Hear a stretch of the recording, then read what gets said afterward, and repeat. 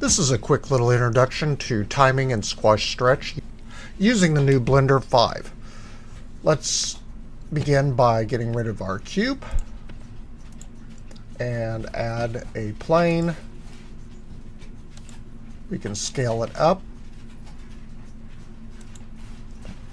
And we need something to bounce. I'm going to use a UV sphere. Let's move that up on the Z-axis and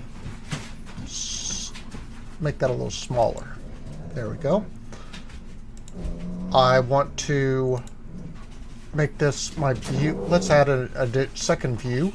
So I'll pull this over, and I want this to be my camera view. And I think I'm going to do the portrait instead of landscape. So 1080 by 1920 gives us a nice little view. We'll bring our sphere down a little bit more, grab it, hit the Z-axis so that it's at the top. And just to keep it interesting, let's add a material to our sphere, because looking at a boring white sphere is not my idea of a great day. There we go. And let's also add a material to our plane. Since it is the ground, let's make that green. There we go. All right, so now we're ready to get started. I'm going to pull up my timeline here. Going back here to my frame rate, I'm just going to do a short 24 frame project. So we'll keep this simple. We will want to output this as a video. So we'll go to encoding and make sure it's set to MPEG 4 and codec H.264, which is the MPEG codec. Good, we're all set to go there. Set your output to wherever you want. I've got a folder on my computer where this will be a new project. So 3D animation. And I'll put that on my desktop so I can find it easily. There we go. Accept that. And now everything will be output to that location. Good. We're ready to go. Make sure you're on frame 1. I'm going to go ahead and turn on auto keying just to keep life simple. So grabbing my sphere, I want to drop the sphere. So we'll hit G and Z, just move it down just a little bit, and that'll create your first keyframe, which is shown by the little diamond right there. I'm going to move over to frame 6, and we're just working on timing right now. I'm not trying to get squash stretch added to it yet. We'll get to squash stretch in a few minutes. So we'll move this down, so G, and I'm getting help from my puppy right now, who thinks that they are an expert at using a mouse. There we go. There's frame 6. Oh, let's go ahead and set our end to 24 frames. That just makes it a little bit easier for control. There we go. We're going to bounce back up to about frame 10. Now, here we're on frame 6. If you scrub, you can already see that Blender's already taking care of the interpolation or tweening that happens between these keyframes. So jumping over frame 10, and I'm going to have the ball jump a little bit skewed. So we'll brace it up, not quite a bit arc there. And later on we'll get into arcs. We're not going to worry about arcs right now.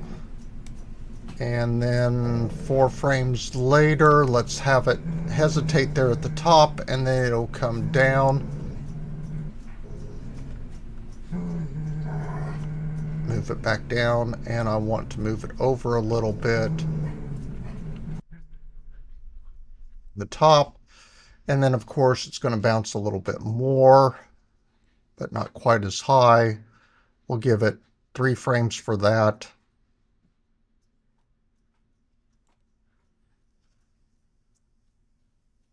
There we go. Have it come back down in 2 frames.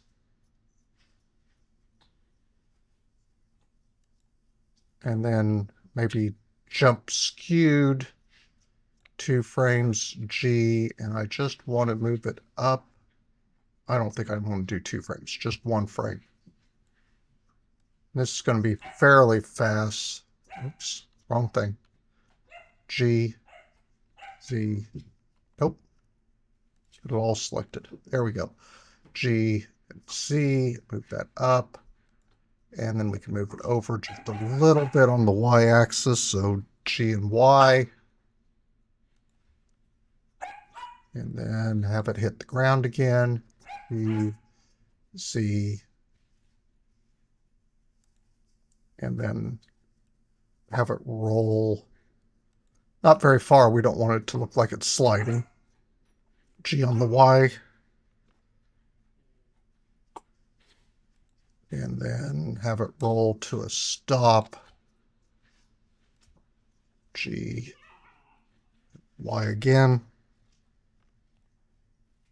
There we go. And now we can scrub the whole thing or just hit the space bar and watch it play.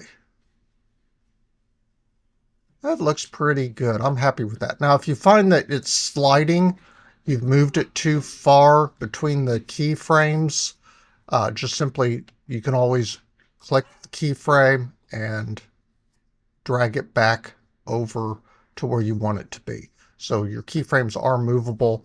All this is actually doing is changing your sphere's actions, which we're just changing its XYZ location on this. I'm not actually even doing any rolling for this. So that is a basic timing sequence. And then we could go to render the animation. And it's going to quickly, I'm using Eevee for this, so it's fairly quick for the rendering. There we go. That's pretty good. Now, if we wanted to add squash stretch, we can go back here, right there where it's first hitting, and I might want to transform the object at this point.